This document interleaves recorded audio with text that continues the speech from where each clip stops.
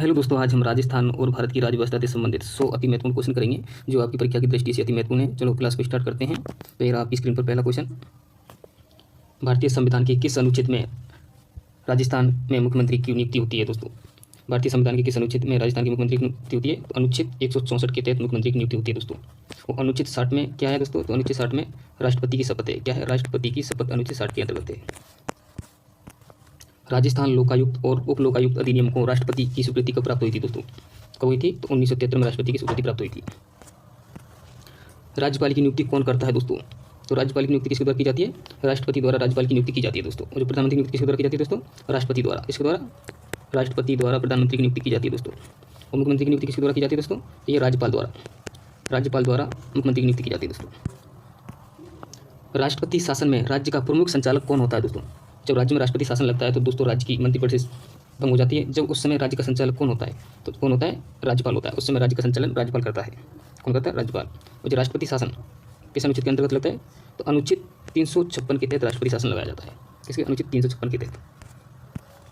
संविधान सभा की पहली बैठक कब हुई थी दोस्तों?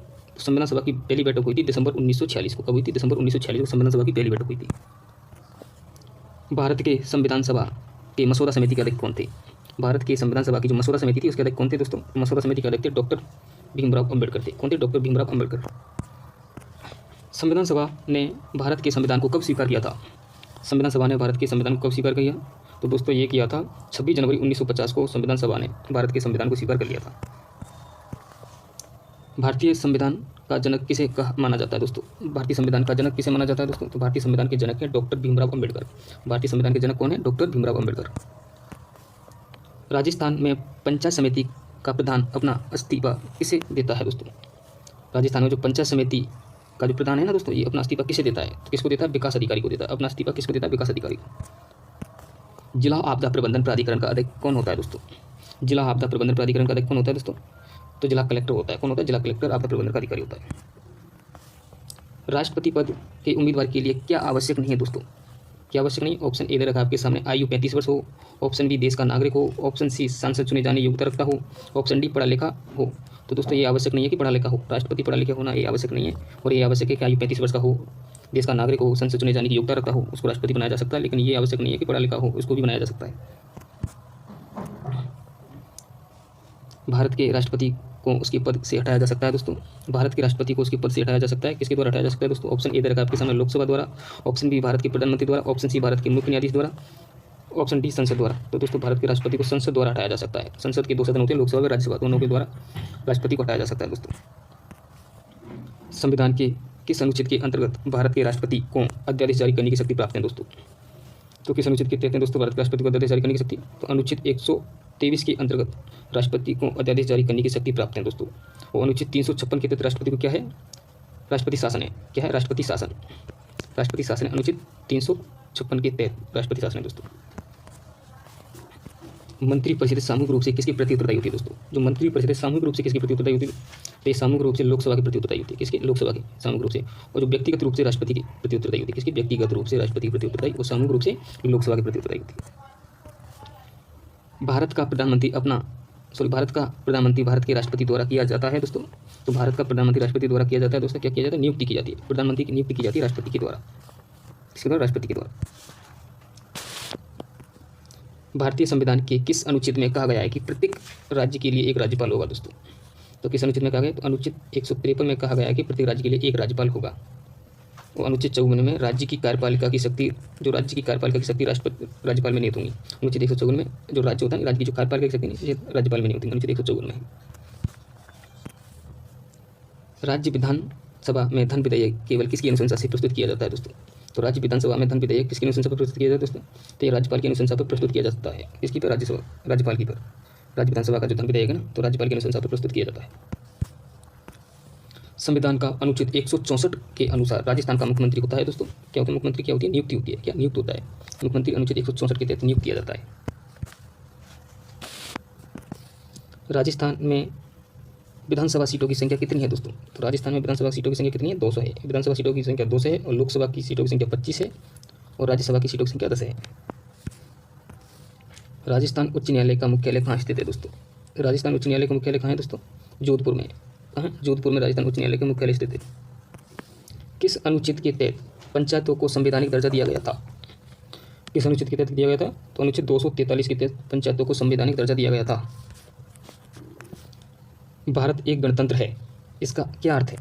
भारत एक गणतंत्र है, इसका क्या अर्थ है? तो इसका अर्थ है दोस्तों कि भारत में वंशानुगत शासन नहीं है। क्या नहीं है? भारत में वंशानुगत शासन नहीं है।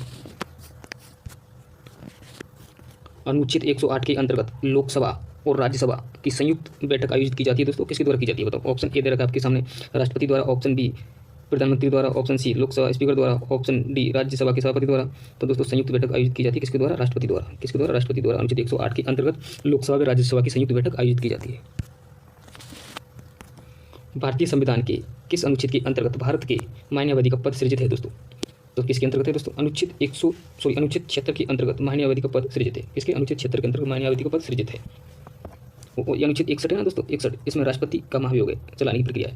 राष्ट्रपति पर महाभियोग चलाने की प्रक्रिया है दोस्तों। अनुच्छेद 72 है ना दोस्तों, इसमें राष्ट्रपति को क्षमादान करने की शक्ति प्राप्त है।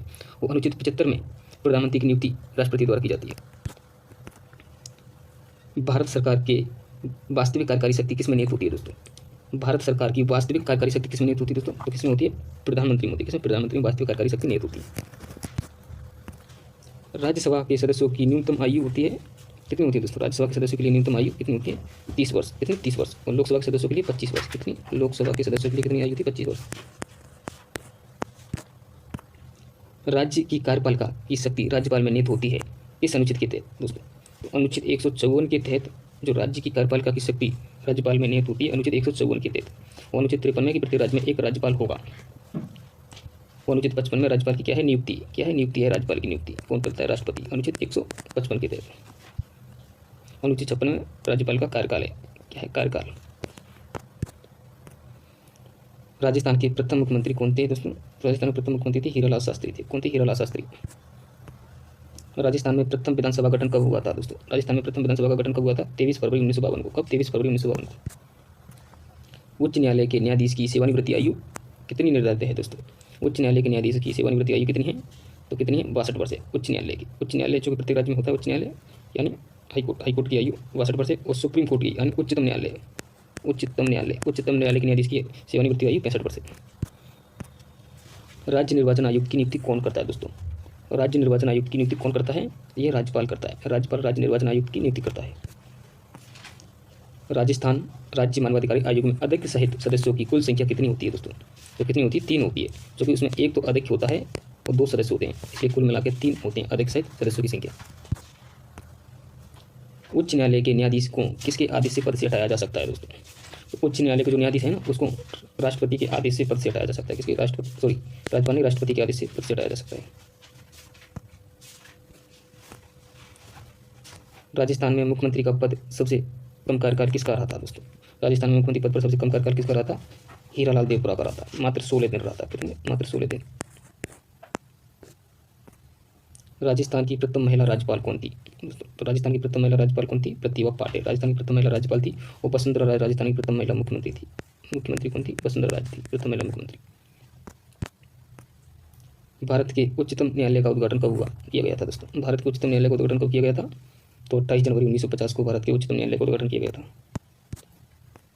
धन विधेयक को राज्यसभा में अधिकतम कितने दिनों तक अपने पास रोक कर रख सकती है दोस्तों? तो राज्यसभा धन विधेयक को 14 दिन तक अपने पास रख सकती है। कितने दिन तक? 14 दिन तक। राज्यसभा के लिए राष्ट्रपति द्वारा कितने सदस्यों को नामित किया जाता है? तो कितनों को किया जाता है? 12 सदस्यों को राष्ट्रपति द्वारा राज्यसभा में नामित किया जाता है। किस अनुच्छेद में उल्लेख है कि भारत का एक उपराष्ट्रपति होगा दोस्तों? किस अनुच्छेद में उल्लेख है कि भारत का एक उपराष्ट्रपति होगा? तो अनुच्छेद 63 में उल्लेख है कि भारत का एक उपराष्ट्रपति होगा। किस अनुच्छेद में कहा गया है कि भारत का एक राष्ट्रपति होगा दोस्तों? तो किसमें कहा गया? अनुच्छेद 52 में कहा गया है कि भारत का एक राष्ट्रपति होगा। किसमें? अनुच्छेद 52 में भारत का एक राष्ट्रपति होगा। संविधान सभा की प्रारूप समिति में कितने सदस्य थे दोस्तों? तो कितने थे? 7 सदस्य थे। प्रारूप समिति में कितने थे? 7। भारत के संविधान को बनने वाली संविधान सभा में कितनी महिला सदस्य थी दोस्तों? भारत के संविधान को बनाने वाली संविधान सभा में कितनी महिला सदस्य थी? तो 15 महिला सदस्य थी। कितनी थी? 15। संविधान सभा के सदस्यों ने कितनी तारीख को भारत के संविधान पर हस्ताक्षर किए थे? कब किए थे दोस्तों भारत के संविधान पर हस्ताक्षर? तो कब किए थे? 24 जनवरी 1950 को संविधान पर हस्ताक्षर किए थे। भारत में हर साल संविधान दिवस किस दिन मनाया जाता है? भारत में हर साल संविधान दिवस मनाया जाता है दोस्तों कब? 26 नवंबर को। कब? 26 नवंबर को संविधान दिवस हर साल मनाया जाता है। भारत के संविधान के द्वारा किस प्रकार की नागरिकता प्रदान की जाती है दोस्तों? भारत के संविधान द्वारा किस प्रकार की नागरिकता प्रदान की जाती है दोस्तों? एकल नागरिकता। तो भारत में किस प्रकार की नागरिकता है? एकल नागरिकता है। भारत में पहला संविधान सभा का चुनाव कब हुआ था दोस्तों? पहला संविधान सभा का चुनाव हुआ था कब हुआ था दोस्तों? 1946 में प्रथम संविधान सभा का चुनाव हुआ था। दूसरा 1947 में हुआ था। प्रथम 1946 में हुआ था। निम्नलिखित में से कौन एक संवैधानिक निकाय नहीं है दोस्तों? निम्नलिखित में से कौन एक संवैधानिक निकाय नहीं है दोस्तों? संवैधानिक निकाय क्या नहीं है? नीति आयोग। नीति आयोग एक संवैधानिक निकाय नहीं है। नहीं, वित्त आयोग एक संवैधानिक निकाय है। राष्ट्रीय अनुसूचित जनजाति आयोग भी एक संवैधानिक निकाय है। चुनाव आयोग भी एक संवैधानिक निकाय है। और नीति आयोग संवैधानिक निकाय नहीं है। भारत के संविधान में एकल नागरिकता की अवधारणा कहाँ से ली गई है दोस्तों? भारत के संविधान में एकल नागरिकता की अवधारणा कहाँ से ली गई थी दोस्तों? तो एकल नागरिकता की अवधारणा ली गई है हमने कहाँ से? यूनाइटेड किंगडम से। यूनाइटेड किंगडम मतलब ब्रिटेन से ली गई है एकल नागरिकता की अवधारणा हमने। भारत के संविधान में राज्य की नीति निर्देशक सिद्धांत को किसके संविधान से उधार लिया गया था दोस्तों? नीति निर्देशक सिद्धांत को कहाँ से लिया था दोस्तों ने? आयरलैंड से। नीति निर्देशक सिद्धांत को आयरलैंड से लिया गया है। भारतीय संविधान में संविधान के संशोधन की प्रक्रिया किस देश के संविधान से ली गई है दोस्तों? संविधान संशोधन की प्रक्रिया किस देश से ली गई है? दक्षिण अफ्रीका से ली है हमने। संविधान संशोधन की प्रक्रिया दक्षिण अफ्रीका से ली है। कहाँ से? दक्षिण अफ्रीका से। भारतीय संविधान का पहला संशोधन विधेयक किस वर्ष पारित हुआ था? भारतीय संविधान का पहला संशोधन विधेयक कब हुआ था पारित? 1951 में हुआ था। कब हुआ था? 1951। भारतीय संविधान के पहले संशोधन में किस अनुसूची को जोड़ा गया था दोस्तों? पहले संशोधन में किस अनुसूची को जोड़ा गया था दोस्तों? 9वीं अनुसूची को। इसको 9वीं अनुसूची को जोड़ा गया था पहले संशोधन में। और मूल संविधान में 8 अनुसूची थी। कितनी थी? 8 अनुसूची थी मूल संविधान में। 8 अनुसूची थी। वर्तमान में 12 अनुसूची है। वर्तमान में कितनी अनुसूची है? 12 अनुसूची है वर्तमान में। किस संविधान संशोधन अधिनियम द्वारा उच्च न्यायालय के न्यायाधीश की सेवानिवृत्ति आयु 60 वर्ष से बढ़ाकर 62 वर्ष कर दी गई थी? इसकी कर दी गई थी 15वें संविधान संशोधन के तहत उच्च न्यायालय के न्यायाधीशों की आयु 60 वर्ष से बढ़ाकर 62 वर्ष कर दी गई थी। भारतीय संविधान में मौलिक कर्तव्यों को किस संविधान संशोधन अधिनियम में शामिल किया गया था दोस्तों? तो मौलिक कर्तव्यों को किया गया था शामिल दोस्तों? 42वें संविधान संशोधन 1976 के तहत मौलिक कर्तव्यों को शामिल किया गया था। भारतीय संविधान में किस संशोधन द्वारा प्रस्तावना, समाजवादी और धर्मनिरपेक्ष शब्द को जोड़ा गया था दोस्तों? कब जोड़ा गया था? तो 42वें संविधान संशोधन 1976 द्वारा प्रस्तावना, समाजवादी और धर्मनिरपेक्ष शब्द को जोड़ा गया था। भारतीय संविधान में किस संशोधन द्वारा संपत्ति के अधिकार, मौलिक अधिकार को समाप्त कर दिया गया था दोस्तों? भारतीय संविधान के किस संशोधन द्वारा संपत्ति के मौलिक अधिकार को समाप्त कर दिया गया था दोस्तों? तो 44वें संविधान संशोधन 1978 के तहत संपत्ति के अधिकार को समाप्त कर दिया गया था। भारतीय संविधान में 73वां संविधान संशोधन निम्न में से किस से संबंधित है दोस्तों? 73वां संविधान संशोधन संबंधित है किसे? पंचायती राज व्यवस्था से। किसे? पंचायती राज व्यवस्था से संबंधित 73वां संविधान संशोधन संबंधित है। भारतीय संविधान की किस अनुसूची में पंचायती राज संस्थाओं के प्रावधान शामिल हैं दोस्तों? इस अनुसूची में अनुसूची 11वीं अनुसूची में पंचायती राज संस्थाओं के प्रावधान सम्मिलित है। भारत के संविधान का भाग 3 किससे संबंधित है दोस्तों? भाग 3 किससे संबंधित है? मौलिक अधिकार से। किसी मौलिक अधिकार से संबंधित है। भाग 3 का संबंध मौलिक अधिकार से। भारत के संविधान के भाग 4A और अनुच्छेद 51A कितने मौलिक कर्तव्यों को निर्धारित किया गया था दोस्तों? कितने को किया गया था? 11 मौलिक कर्तव्यों को निर्धारित किया गया था। और मूल संविधान में कितने मौलिक कर्तव्य थे? मूल संविधान में मौलिक कर्तव्य थे 10 मौलिक कर्तव्य थे मूल संविधान में। 11वां मौलिक कर्तव्य अनुच्छेद 51A में जोड़ा गया था। भारतीय संविधान का कौन सा भाग संविधान संशोधन से संबंधित है दोस्तों? संविधान संशोधन से संबंधित कौन सा भाग है? तो भाग 20 संविधान संशोधन से संबंधित है।